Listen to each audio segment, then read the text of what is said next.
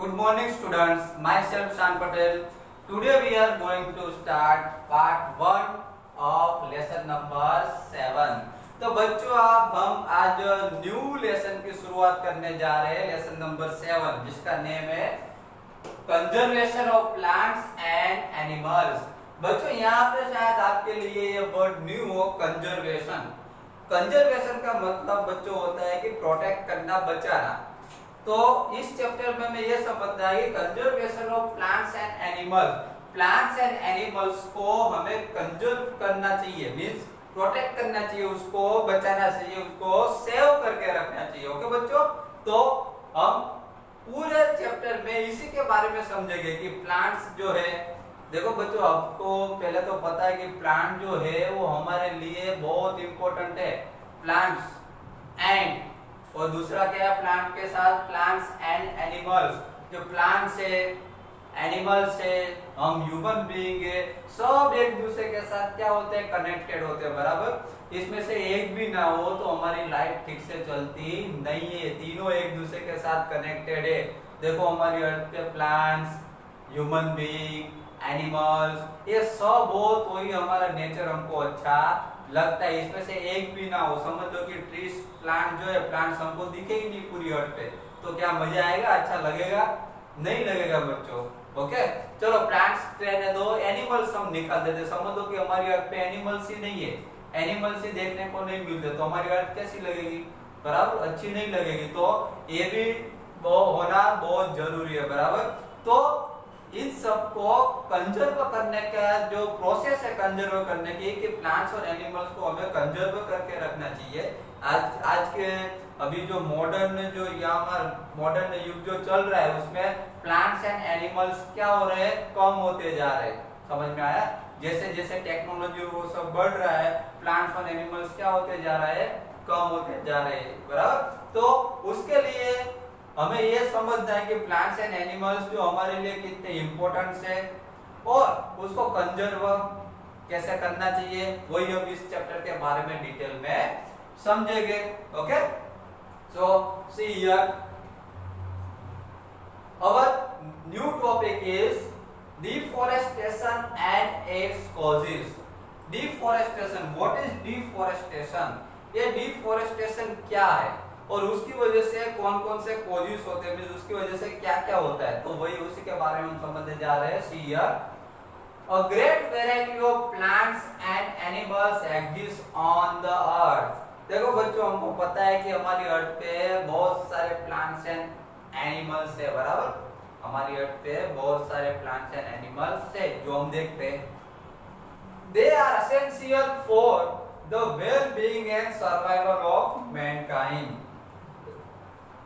इसमें ऐसा बताया गया है कि मैनकाइंड, ह्यूमन बीइंग के जो ये जो प्लांट्स और एनिमल्स है, they are essential for the well being, उसको अच्छी तरीके से रखना चाहिए और उसको अच्छी तरीके से सर्वाइविंग होना चाहिए। मैनकाइंड के लिए भी बहुत इंपॉर्टेंट है, ह्यूमन बीइंग के लिए भी इंपॉर्टेंट है। Okay today a major threat to survival of this organisms is deforestation.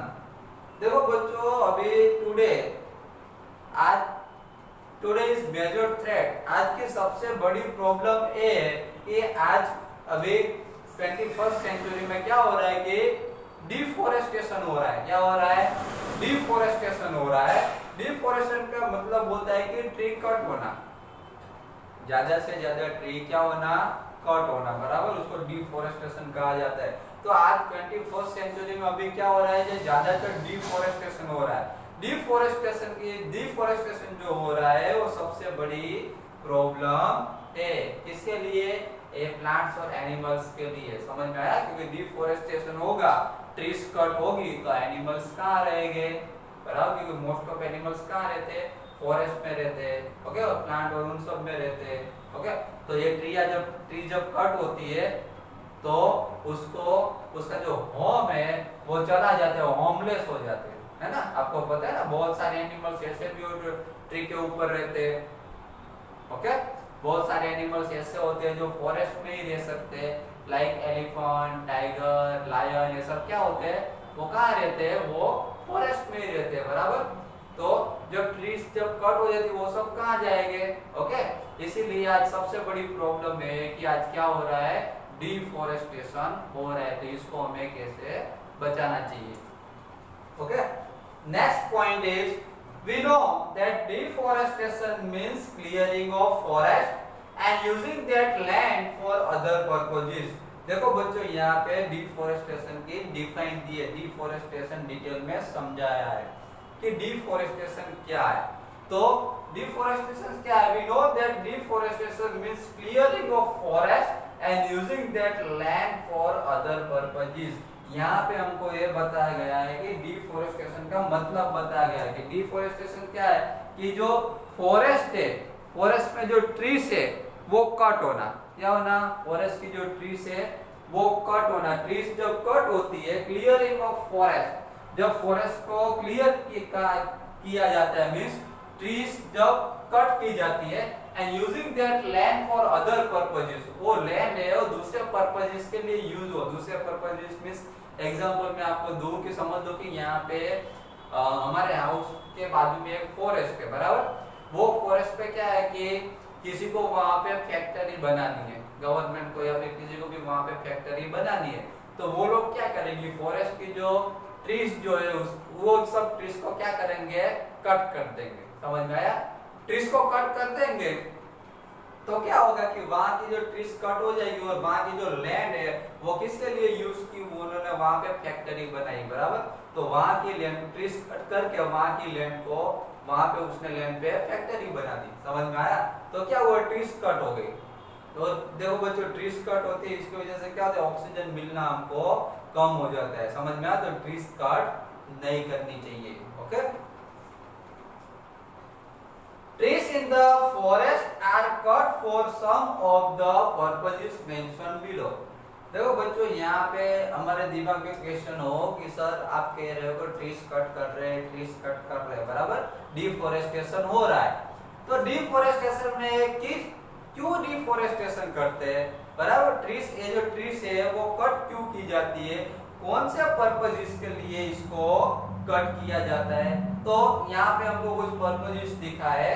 First है preparing land for cultivation, okay.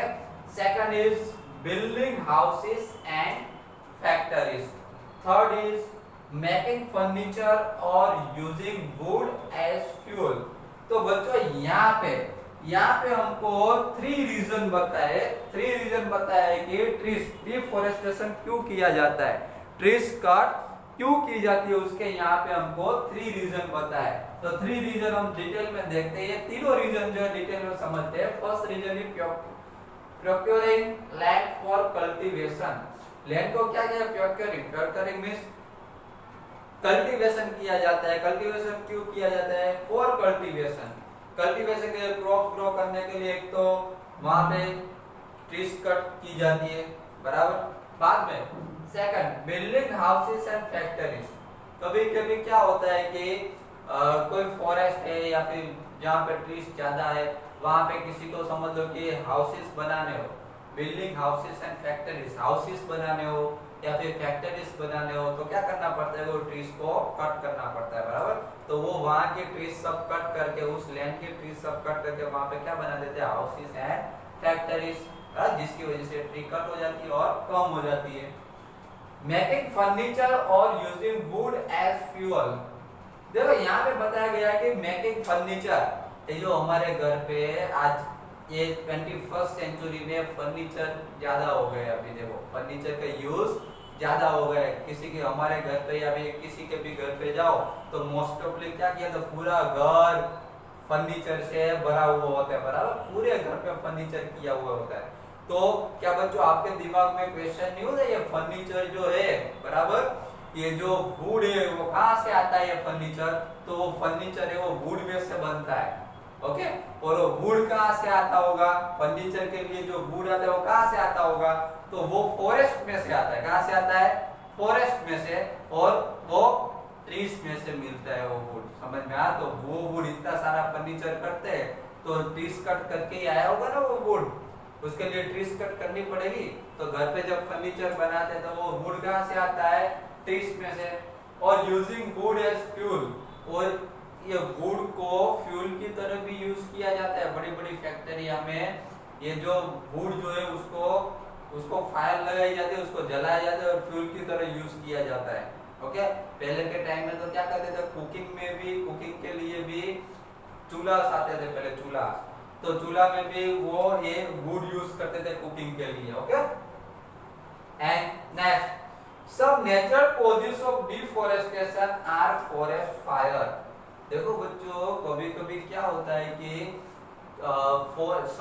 जब समर का टाइम हो, जब हीटिंग ज्यादा हो, तब क्या होता है कि समर में तो जो फॉरेस्ट में जो ट्रीज होती है, वो ट्रीज के जो लीव्स होते हैं वो ड्राई हो चुके हैं, बराबर ड्राई हो चुके हैं। उसकी वजह से क्या होता है, कभी कभी समर में ज्यादा हीटिंग की वजह से फॉरेस्ट फायर लगती है। क्या लगता है, फॉरेस्ट फायर लग जाती है, मींस फॉरेस्ट में आग लग जाती है। समझ में आया, फायर होती है, जिसकी वजह से बहुत सारी ट्रीज है वो उस फायर में पूरी जल जाती है वो ट्रीज। और इतनी बहुत सारी ट्रीज जलने की वजह से क्या होता है कि एटमॉस्फेयर में कार्बन डाइऑक्साइड इंक्रीज होता है और ऑक्सीजन डिक्रीज होता है, कम होता है। ओके, अभी अभी देखो बच्चों, थोड़े दिन पहले जो हमारे ऑस्ट्रेलिया में जो एक फॉरेस्ट है, I think Amazon forest name है उसका, अमेज़न फॉरेस्ट में समर में, लास्ट समर में फायर लग गई थी, बराबर